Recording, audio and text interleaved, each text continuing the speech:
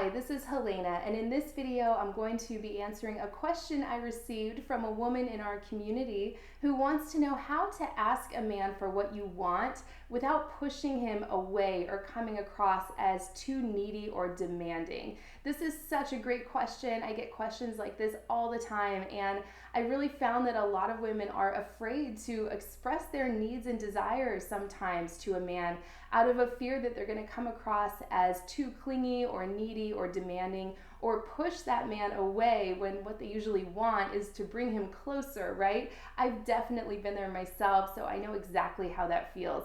And I've also found that if you're not able to confidently express what you need and desire in your relationship, a lot of anger and resentment can build up over time, especially if you feel like you're putting out a lot of effort in your relationship and you're not getting your needs met in return.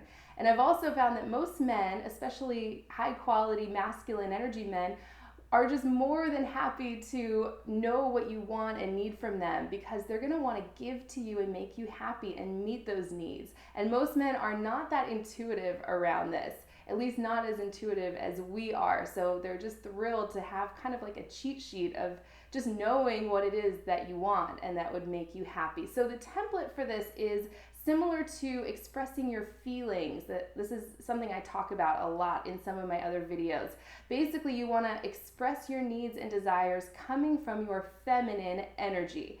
It's really important. And the template for this is very simple. It's just, I feel blank, or it would feel blank.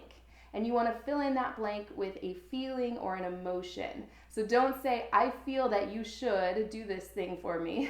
Keep in mind that men do not like to be told what to do or what they should be doing, right? So keep it all about yourself and fill in the blank with an emotion, preferably a positive emotion, while you're first starting out with this and getting good at it. So an example would be, it feels so good to hear from you in the evening, or it feels so good to hear your voice, rather than, why didn't you call me? You should really be calling me more at night, or something like that, right? Or, I feel so cherished when you open the car door for me, rather than, I feel really uncared for when you didn't open my car door. So see if you can, catch a man doing something that makes you feel good, and then use that positive reinforcement by letting him know that that really made you happy and made you feel incredible.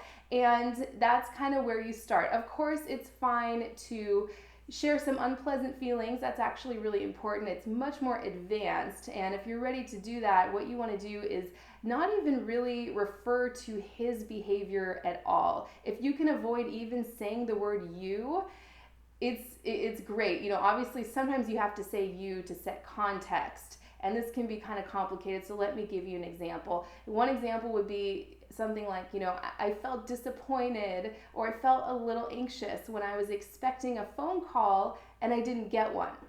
See how I'm not even saying, you made me feel bad because you didn't call me and you said you would, right? You're just keeping it all about yourself and your own experience. I felt a little disappointed when I was expecting a call or a text and I didn't get one.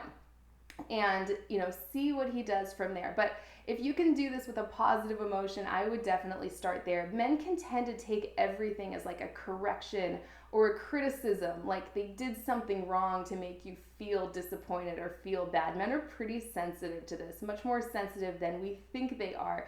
So try with those positive emotions first to kind of reinforce his efforts and reinforce his approximations towards meeting your needs and desires. And when a man does what you've requested, you want to show a lot of acknowledgement and appreciation. Just simply saying, thank you, that feels so good. That goes a long way. Acknowledgement and the appreciation are like the fuel that men run on in a relationship, especially masculine energy men. They feel good when their woman feels good and when she's happy. It's really important. So, when a man does what you've requested, you want to really show a lot of appreciation. If he doesn't step up right away, it doesn't mean that he doesn't care about you. It's just that some men, it takes them a little while to get in the habit of doing something new. So if that's the case, don't just keep dropping hints. Make direct requests this way coming from your feminine energy, because most men are pretty straightforward and they're not that inferential, so they don't always get our hints. Even if we think we're being really direct, sometimes men need us to kind of spell it out for him. It would feel good to have this happen. If you're like living with a man, this works great too. Saying something like, I feel so exhausted by the end of the day, and if this could be done by the time I get home, that would just feel so amazing, and I'd feel so relaxed. Something like that. See how you're just keeping it all about yourself? You're not telling him that he should be doing something.